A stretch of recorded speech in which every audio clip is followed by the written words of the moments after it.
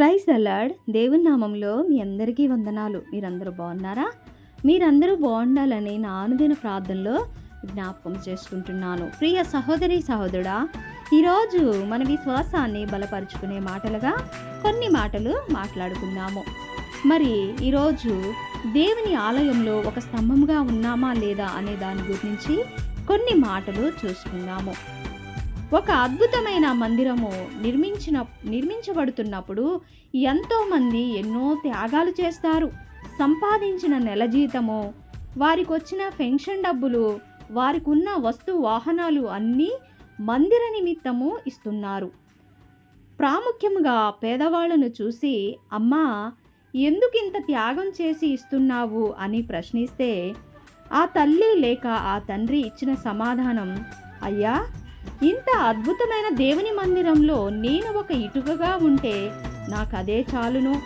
ఒక ఇటుకను నా తరపున పేరిస్తే చాలయ్యా, అది నాకు ధన్యత, మహాభాగ్యమని బదులిచ్చారు.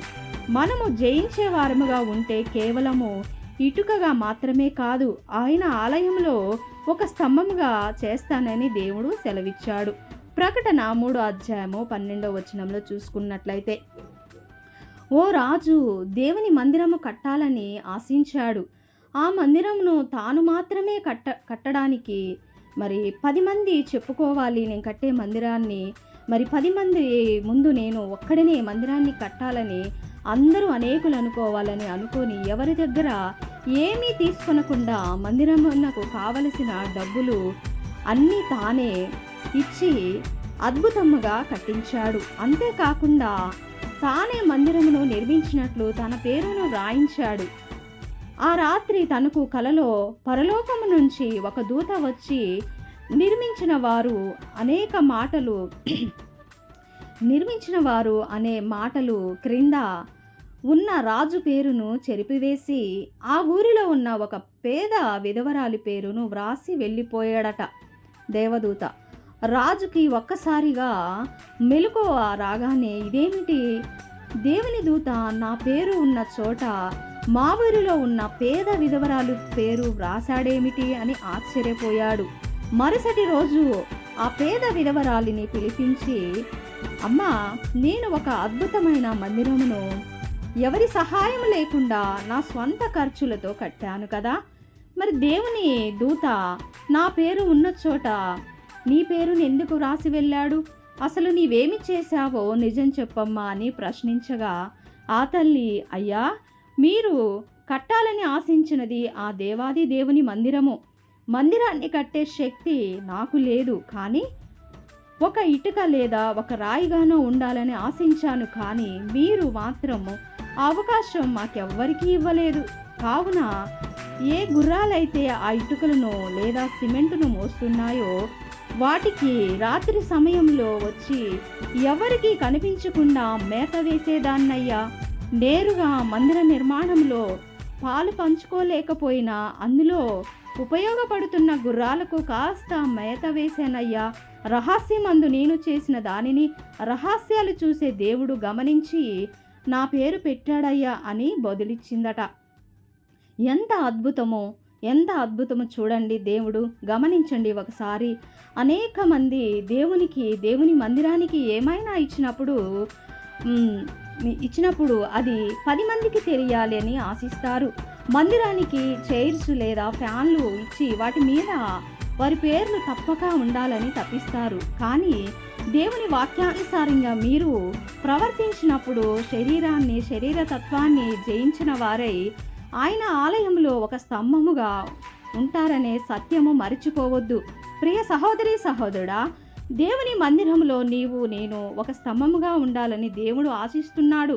ఒక ప్రధాన పాత్రను పోషించే వ్యక్తిగా, బాధ్యత కలిగిన వ్యక్తిగా, ప్రార్థనా స్తంభముగా, వాక్యానుసారంగా జీవించే స్తంభముగా మనము ఉండాలి. సువార్త సేవలో, సంఘ సేవలో, పరిచర్యలో బహు ప్రయాసపడే భారమును మోసే స్తంభముగా ఉండాలి. అట్టి రీతిగా నేను దేవుని మందిరంలో, దేవుని పరిచర్యలో స్తంభముగా ఉండాలంటే మొదటిగా మనము జయించిన వారమై ఉండాలి. పాపానికి, సైతానుకు, శరీరాశలకు, లోకాశలకు లొంగిపోయేవారు ఒక స్తంభములుగా ఉండుట సాధ్యము కాదు. పాపంలో జీవించే వారికి, సైతానికి లొంగిపోయిన వారికి సంఘ బాధ్యతలు పెత్తనము అప్పగిస్తే మరి ఆ సంఘము ఒరిగిపోతుంది, కూలిపోతుంది కదా. ఈ రోజుల్లో ఎన్నో సంఘాలు రాజకీయాలతో, కులతత్వాలతో, ప్రాంతీయ తత్వాలతో, అనేక రకాల తత్వాలతో ఒరిగిపోవడానికి గల కారణాలు పాపములో జీవించే ఆ సంఘములో మూల స్తంభాలుగా సంఘ పెద్దలుగా ఉండడం వల్లనే కదా.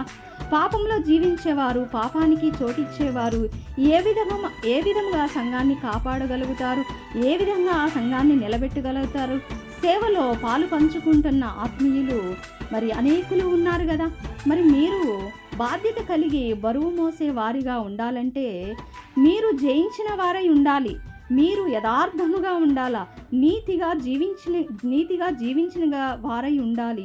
ఈ పరిచర్యను నీతితో నిలబెట్టేవారుగా ఉండాలి. సంఘ క్షేమం కొరకు యథార్థతతో, బాధ్యతతో వహించేవారు కావాలి. అటువంటి వ్యక్తిగా నీవు, నేను ఉండాలని దేవుడు కోరుకుంటున్నాడు. మరి స్తంభములుగా నెంచబడిన యాకోబును, కేఫాను, యోహానును అనువారు మరి వారు కూడా ఏ రీతిగా ఉన్నారు జ్ఞాపకము చేసుకోవాలా. గలతీయులకు రాసిన 2వ అధ్యాయము 8-9 చూసుకున్నట్లయితే మీకు అర్థమవుతుంది. మరి యాకోబు, కేఫా, యోహానులు అనువారు కూడా మరి వీరు సువార్తకు, దేవుని సేవకు స్తంభములుగా ఎంచబడ్డారు. నువ్వు, నేను నేటి దేవుని సేవకు మరి సంఘ స్తంభాలుగా దేవునికి మరి మాదిరికరంగా జీవించినట్లయితే, నిలబడినట్లయితే ఎంత భాగ్యము, ఎంత ధన్యత ఒకసారి జ్ఞాపకం చేసుకోవాలా. ప్రియ సహోదరి, సహోదరుడా, మనం మందిర పనులు చేసేటప్పుడు మన పేర్లు గుర్తించాలి, ఎవరో మనల్ని చూడాలి.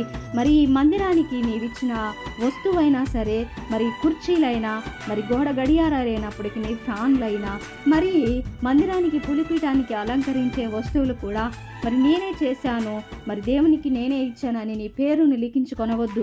మరి దేవునికి శరీరానుసారమైన జీవితాన్ని అప్పచెప్పొద్దు. మరి ఆత్మీయంగా నీవు మరి దేవుని మూల స్తంభాలుగా ఉండాలంటే నీతి, న్యాయం, ధర్మం కలిగి, పరిశుద్ధత కలిగి, యథార్థత కలిగి నువ్వు ఉన్నట్లయితే నీ సంఘానికి ఒక మూల స్తంభంగా దేవుడు నిన్ను ఎంచుకుంటాడు. గనుక మరి ఈ కథ, ఈ నీతి భావం ఒకసారి అర్థం చేసుకోవాలా. ఆ విధవరాలు మరి ఆ రాజు గొప్ప మందిరాన్ని కట్టించి అనేకులకి నేనే కట్టానని చూపించాలనుకున్నాడు. ఎవరి దగ్గర సహాయం తీసుకోలేదు. ఎంతో డబ్బు ఖర్చు పెట్టి అందమైన మందిరాన్ని నిర్మించి మరి ఆ మందిరానికి మరి తన పేరుని లిఖించుకున్నాడు. మరి దేవదూత స్వప్నమందు వచ్చి తన పేరుని చెరిపివేసి పేద విధవరాలి పేరు ఎందుకు రాశాడు? ఆమె మరి ఈ రాజు ఒక ఇటుకకు కానీ, ఒక రాయికి కానీ మాకు అవకాశం ఇవ్వడం లేదు. ఈ మందిరానికి మరి ఏదో ఒకటి నేను ఒక రాయిగా, ఒక ఇటుకగా ఉండాలి అని ఎంతో ఆశపడింది. కానీ అలాంటి అవకాశం ఇవ్వనప్పుడు ఆ గుర్రాలు మరి ఆ ఇటుకలు మోస్తూ, సిమెంటు మోస్తున్న సమయంలో వాటికి ఆహారంగా, మేతగా, రహస్యంగా మరి ఆమె సహాయం చేసింది. ప్రతిరోజు రాత్రి వేళ వెళ్ళి ఎవరు చూడకున్నప్పుడు మరి మేత వేసింది. దేవుడు ఆమెను చూశాడు కదా, రహస్యమందున్న దేవుడు ఆమెను చూసి ఆ విధవరాలు చేసిన సేవని మరి దేవుడు ఎంతగానో ఇష్టపడి ఆమె పేరుని అక్కడ లిఖించాడు. మరి ఆ రాజు ఎంత చేసినా వ్యర్థమైపోయింది కదా. యథార్థత లేనిది నీవెంత చేసినా వ్యర్థమవుతుంది. పేద విధవరాలు వేసిన ఒక్క కానుకైన, ఒక్క రూపాయినా దేవుడు దాన్ని చూస్తాడు తప్ప కోట్లు ఇచ్చినప్పటికీ నిన్ను ఏమాత్రం గుర్తించడు. ప్రియ సహోదరి, సహోదరుడా, ఆలయానికి మూల స్తంభాలుగా నీతి, న్యాయంగా సంఘాన్ని నడిపించే వారంగా ఉండాలి.